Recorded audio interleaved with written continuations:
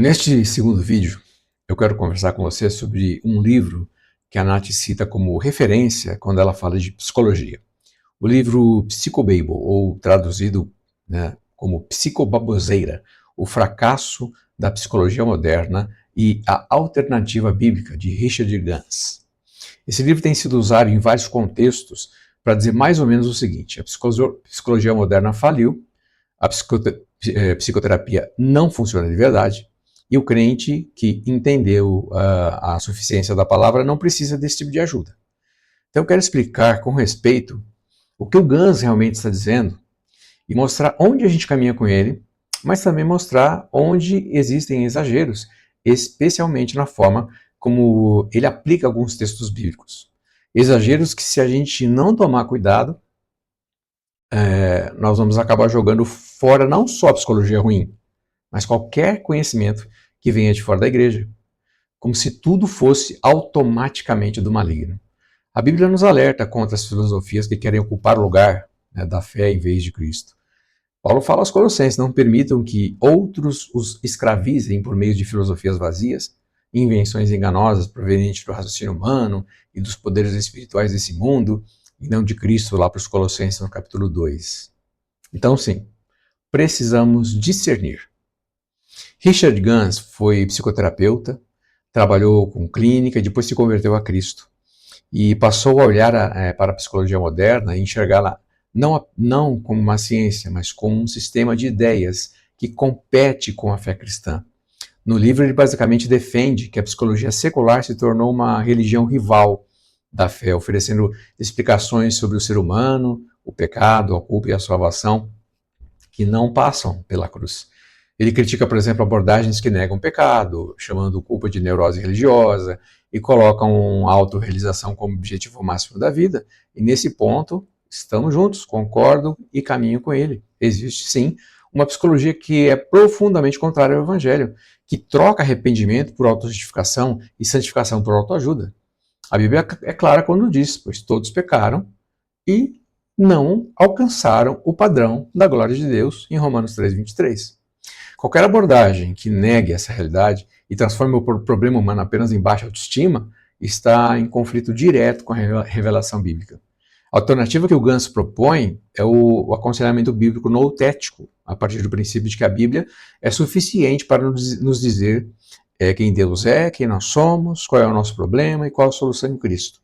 O conselheiro, nessa visão, não é um técnico neutro, mas que confronta amorosamente o pecado, chama ao arrependimento, aponta a obra de Jesus, e ajuda a pessoa a obedecer pela graça aquilo que Deus já revelou. A igreja, para ele, é o lugar por excelência de cuidado da alma. E aqui, de novo, eu concordo. A igreja não pode terceirizar o cuidado espiritual das pessoas. Ela precisa recuperar o discipulado, a mutualidade, a confissão, o pastoreio.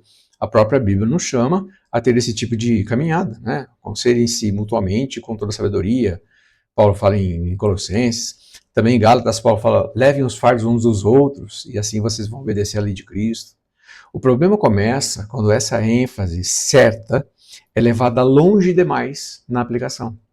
Um dos textos preferidos desse movimento é o texto de 2 Timóteo 3,16, Toda a escritura é inspirada por Deus e útil para nos ensinar o que é verdadeiro, para nos fazer perceber o que não está em ordem, em nova vida, para nos corrigir e nos ensinar a fazer o que é certo. Deus usa para preparar e capacitar seu povo para toda boa obra. Eu estou lendo na NVT, viu, gente? Por isso que talvez a tradução fique um pouco diferente, mas é 2 Timóteo 3:16 e 17. A leitura correta é: a Bíblia é suficiente para nos tornar maduros na fé e habilitados para toda boa obra que Deus requer de nós. A leitura exagerada é: a Bíblia é suficiente para tudo, em todos os sentidos. Então, se eu recorro à medicina, à psicologia, à psiquiatria, à pedagogia, eu estaria, de certa forma, desconfiando de Deus. Só que a própria Escritura mostra que Deus usa os meios humanos. Jesus disse, as pessoas saudáveis não precisam de médico, mas os doentes precisam de médico. Lucas 5:31. Paulo aconselha Timóteo: não beba apenas água, tome também um pouco de vinho por causa do seu estômago e das suas frequentes enfermidades. Ou seja, recorrer a recursos criados por Deus através da inteligência humana não é necessariamente falta de fé. Pode ser, inclusive, uma forma de boa administração da vida e do corpo que ele nos deu e que temos a responsabilidade de cuidar. Na prática, ninguém aplica esse exagero em todas as áreas. Ninguém olha para esse versículo de 2 Timóteo e diz, por causa dele eu não preciso aprender a ler, porque a Bíblia já é suficiente. Pelo contrário, a gente alfabetiza as crianças, até para que leiam a Bíblia melhor. Ninguém diz, eu não preciso de um engenheiro para construir uma ponte, porque a Escritura é suficiente. Nós usamos o conhecimento de cálculo, física, arquitetura, e que tem esse conhecimento. Ninguém diz, não vou ao cardiologista, não vou tomar antibiótico, porque a palavra de Deus é suficiente. Mas quando o assunto é saúde mental, trauma, depressão, ansiedade, de repente o versículo é usado como se significasse, você não precisa, e não, talvez não deva, buscar qualquer ajuda. Aí, ajuda desses profissionais, né, que são habilitados na área. Então, o exagero começa por aí. A mesma Bíblia que afirma a suficiência da palavra também nos lembra que toda boa dádiva e todo dom perfeito vem do alto, né? Tiago 1,17. Isso inclui conhecimento honesto, ferramentas úteis que Deus permite que a humanidade descubra. Outro ponto de exagero é uma tendência a reduzir quase todo sofrimento à categoria de pecado e desobediência. Claro que a Bíblia nos ensina que o coração humano é enganoso, que somos pecadores, que muitos dos nossos sofrimentos nascem de escolhas erradas, de idolatria, de rebeldia, né? Leia-se Jeremias 17, enganoso é o coração e mais do que todas as coisas, e desesperadamente corrupto. Mas quando eu olho para um irmão com transtorno de ansiedade generalizada, que teve crises de pânico desde a adolescência, com histórico de abuso, predisposição familiar, alterações de sono, de concentração, de apetite, e digo isso é falta de fé? Só é falta de fé ou é pecado? É carnalidade? Você precisa obedecer mais? Eu estou aplicando uma verdade bíblica de forma incompleta e dura, muito dura.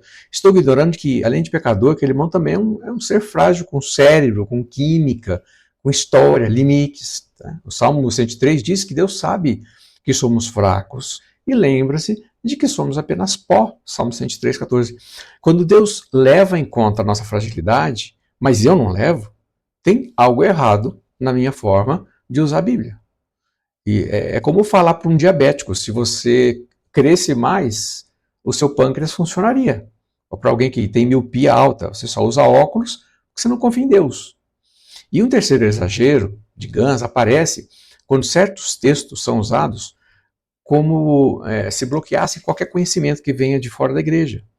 Um exemplo clássico é a frase, o mundo jaz no maligno. É verdade mesmo. A Bíblia diz, sabemos que somos filhos de Deus e o que o mundo todo está sob o controle do maligno, né? Lá em 1 João 5,19. Mas o mundo ali, do original, não é sinônimo de todo o conhecimento produzido por seres humanos de qualquer área. Não, o mundo ali, naquele contexto, é o sistema de rebelião contra Deus, o conjunto de valores que se opõem ao senhorio de Cristo. Usar esse versículo como se significasse todo saber fora da igreja do diabo, nos colocaria num beco sem saída.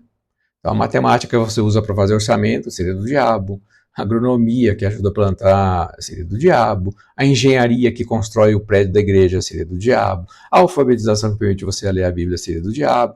Então, na prática, a gente sabe que não é assim, mas mesmo assim, ao longo dos anos, surgiram ondas dentro do meio evangélico, em certas coisas foram caribadas como demoníacas só porque vinham do mundo.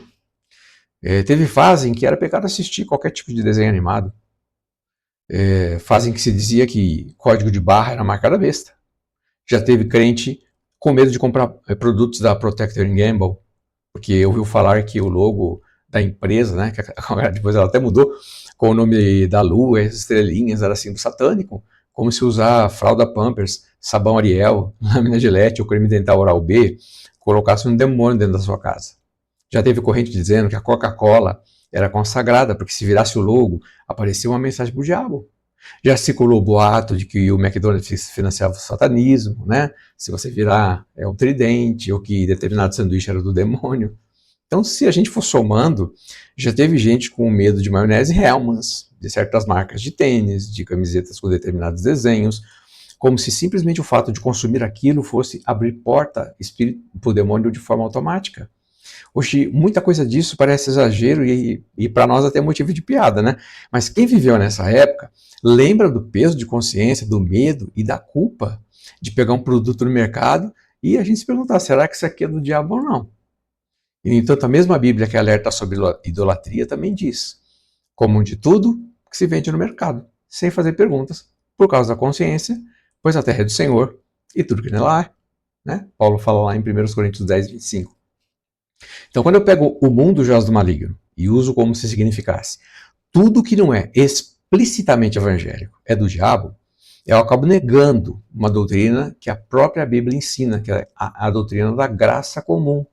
O mesmo Deus que nos deu a palavra, ele também faz nascer os sols sobre os maus e os bons, envia chuva sobre os justos e injustos. Jesus fala em Mateus capítulo 5, lá no verso 45. Ele dá inteligência e capacidade para pesquisar para gente crente e para gente que também não é crente. Em Atos 14, Paulo diz que Deus não deixou de testemunhar. O que é bom, da chuva do céu, colheita em época certa e alimento com alegria, né? Atos 14, 17. É por causa dessa graça comum que nós temos vacina, antibiótico, anestesia, avião, saneamento básico, alfabetização, óculos, cadeira de roda e também estudos sérios sobre como o trauma afeta uma criança, como a depressão altera o corpo, como a ansiedade crônica corrói. Dizer que tudo isso é do maligno porque foi pesquisado por alguém que não é crente é, no mínimo, incoerente. Então, voltando ao nosso tema, Gans está certo quando ele denuncia uma psicologia que quer ocupar o lugar de da religião, que nega o pecado, que trata a Bíblia como um livro de mitos. Nisso, não abrimos mão, caminhamos juntos. Mas quando ele fala do fracasso da psicologia moderna, de forma tão abrangente, e que alguns usam essa fala para descartar toda e qualquer contribuição da psicologia, da neurociência, aí nós estamos caindo nesse tipo de exagero bíblico que eu acabei de descrever. A Bíblia é suficiente para me dizer que eu sou pecador, que eu preciso de arrependimento, que Jesus é o único caminho, que o Espírito Santo é quem transforma o nosso coração. Ele nos lembra, né? Pedro nos lembra lá que o seu poder divino nos concedeu tudo o que necessitamos para uma vida de devoção, 2 Pedro 1,3. Mas a Bíblia não diz quantos miligramas de um remédio eu posso tomar. Não me ensina a diferenciar um transtorno bipolar de uma tristeza comum. Não me mostra em detalhe como a memória funciona, ou como o trauma reorganiza a resposta do medo. Para isso, Deus também usa a investigação humana, que está sempre sujeita à sua soberania, vem dele o conhecimento. O que eu quero te convidar a enxergar é isso. Nós não precisamos escolher entre dois extremos. De um lado, a psicologia como nova religião que dispensa Deus e transforma o terapeuta em salvador. E de outro lado, a leitura exagerada de textos bíblicos que transformam qualquer estudo sério sobre a mente em coisa do mundo, que é proibido para o crente. O caminho bíblico passa pelo meio, pelo equilíbrio, reconhecendo a suficiência da palavra para aquilo que é o seu propósito, né? Revelar Deus, expor o pecado, anunciar a cruz, chamar a fé e a santidade, e ao mesmo tempo reconhecer que Deus, em sua graça, permite que a humanidade descubra, ainda que parcialmente, aspectos do funcionamento da sua criação, inclusive da mente humana. Então, enquanto isso, o mandamento permanece, não se amoldem ao padrão deste mundo, não deixem que Deus os transforme por meio de mudança em seu modo de pensar. Né? Romanos 12, 2. Então, quando você ouvir alguém citar a psicobaboseira para dizer que a psicologia moderna faliu, pergunte, de qual psicologia nós estamos falando? Da psicologia que nega Deus e o pecado? Ou da psicologia que descreve com pesquisa séria o que acontece com uma pessoa com burnout, por exemplo, como uma criança traumatizada, com um cérebro em crise. E quando alguém usar o versículo "o mundo jaz no maligno" para descartar qualquer coisa fora da igreja, lembre-se, o mesmo Deus que inspirou nesse versículo também nos mandou amar o próximo como a si mesmo. E amar o próximo hoje, muitas vezes, passa por saber que tipo de ajuda indicar, que tipo de profissional pode caminhar junto, e quando é hora de orar, de abraçar ou de marcar uma consulta. Nos vemos no próximo vídeo.